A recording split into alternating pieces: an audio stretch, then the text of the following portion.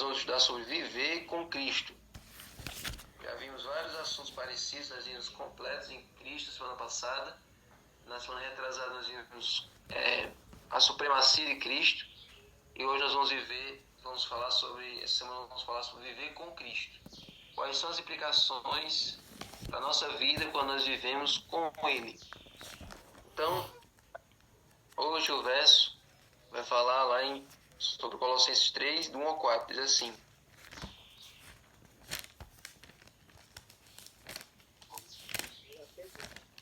portanto, se vocês foram ressuscitados com Cristo, juntamente com Cristo, busquem as coisas lá do alto, onde Cristo vive, assentado à direita de Deus.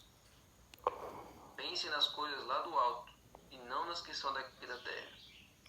Porque vocês morreram, e a vida de vocês está oculta juntamente com Cristo em Deus. Quando Cristo, que é a vida de vocês, se manifestar, então vocês também serão manifestados com Ele em glória. Então você está vendo aí que esse conselho de Paulo aos Colossenses, ele tem uma relação muito grande com aquilo que Paulo disse aos Filipenses. Talvez seja por isso que o autor decidiu juntar os dois livros nessa lição desse trimestre. Porque no final das contas, os dois livros têm o mesmo conselho. Pedir para que os crentes, eles parem de pensar nesse mundo, parem de pensar no terreno e foquem no celestial. Para que eles mudem o ponto de vista dele, para as coisas deles, para tirar das coisas que são daqui da terra e focar nas coisas do céu. Então, gente, do topo de uma montanha é possível a gente contemplar uma vasta paisagem ao redor. Desde a antiguidade, as montanhas têm sido procuradas por aqueles que querem ter uma experiência mais próxima de Deus.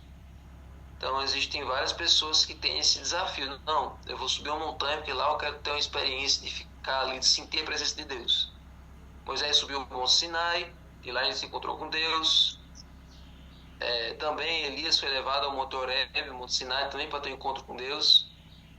Então, existem pessoas que querem ter essa experiência com Deus indo para cima das montanhas.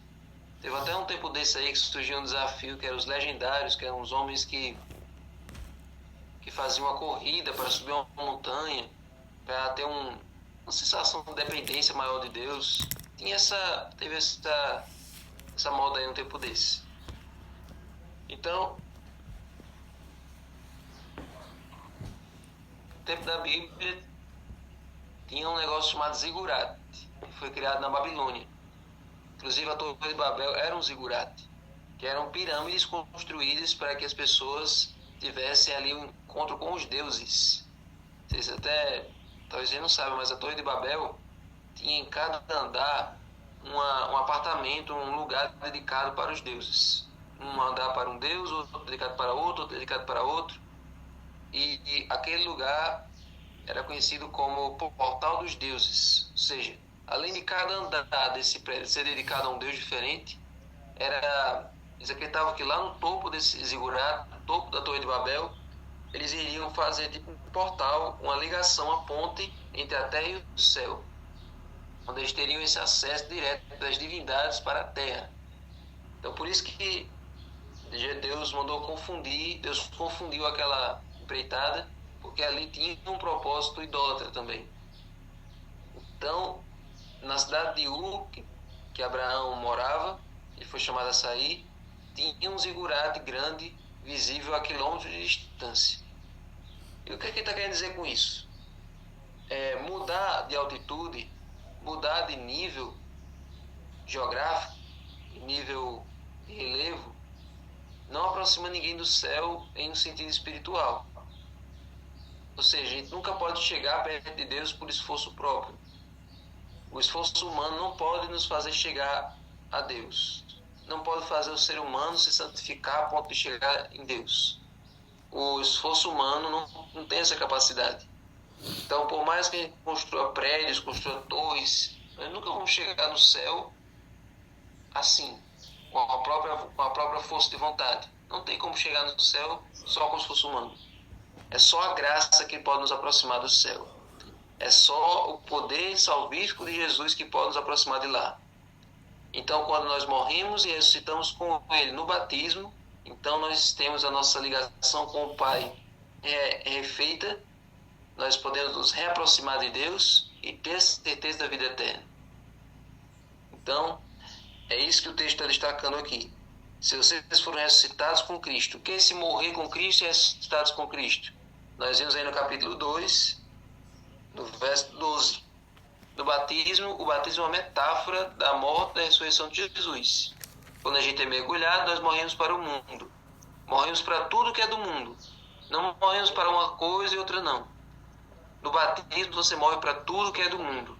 Então é por isso que é importante a pessoa, quando vai ser batizada, ter a decisão, tomar em si a decisão de que agora ela vai deixar tudo que ela gostava para trás, tudo que ela achava o máximo, quando ela era do mundo, deixa para trás, e agora ela acorda para uma nova vida com Jesus.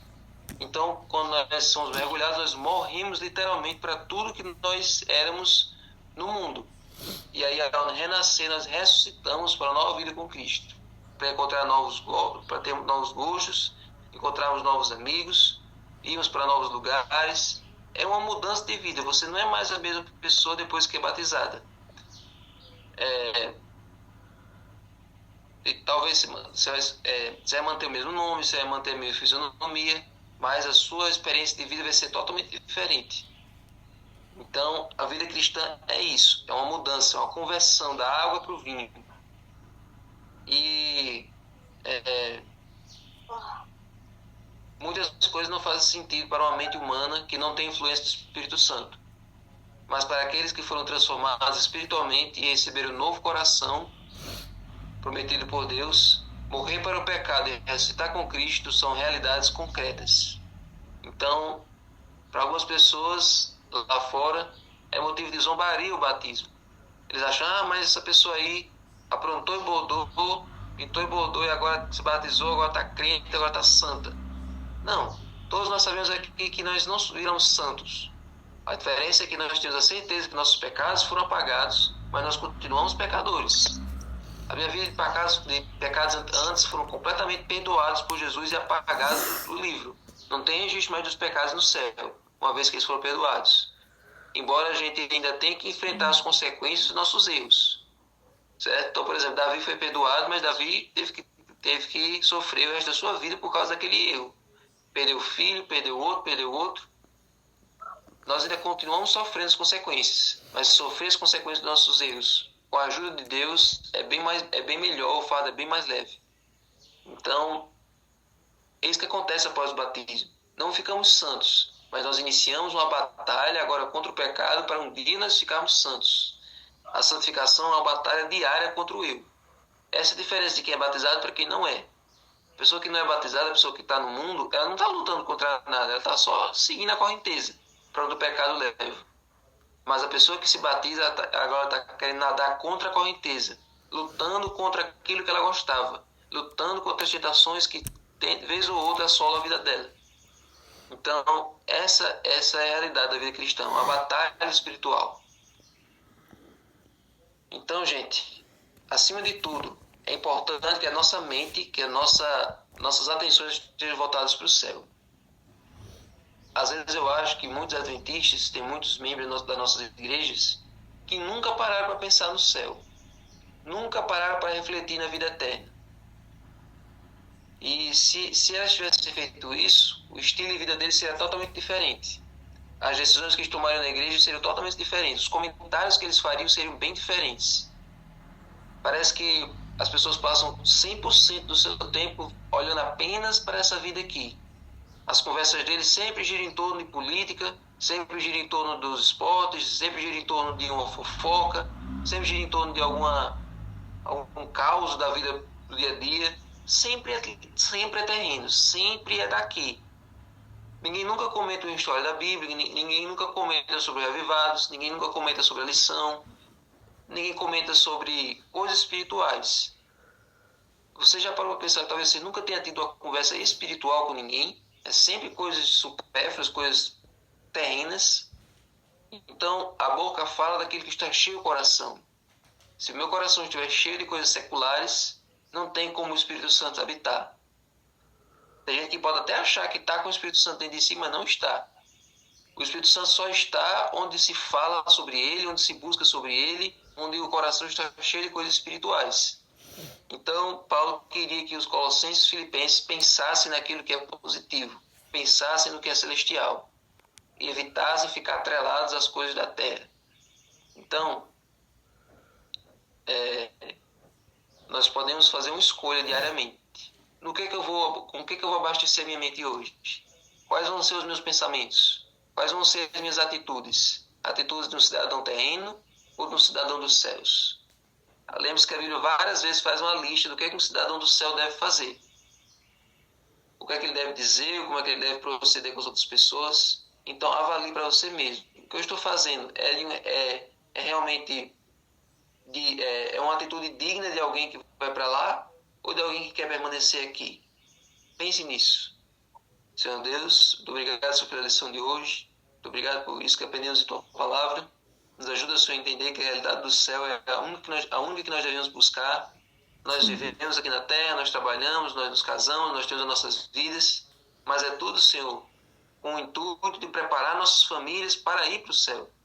Então, que nós possamos pensar na espiritualidade da nossa vida, da nossa família, para que os nossos olhos sempre estejam voltados para aí. Quando nós quisermos desistir, quando nós quisermos cair em tentação, que a gente olhe e pense num lugar que está preparado para nós, que tudo lá é bem melhor do que essa vida aqui. Por favor, Senhor, dá a cada um de nós uma mentalidade espiritual, mentalidade do jeito que Jesus tinha. Nos ajuda, Senhor. Agora abençoe o estudo do livro, vamos pedir mais, em nome de Jesus. Amém. Amém. Como a gente tinha combinado, vamos passar uma semana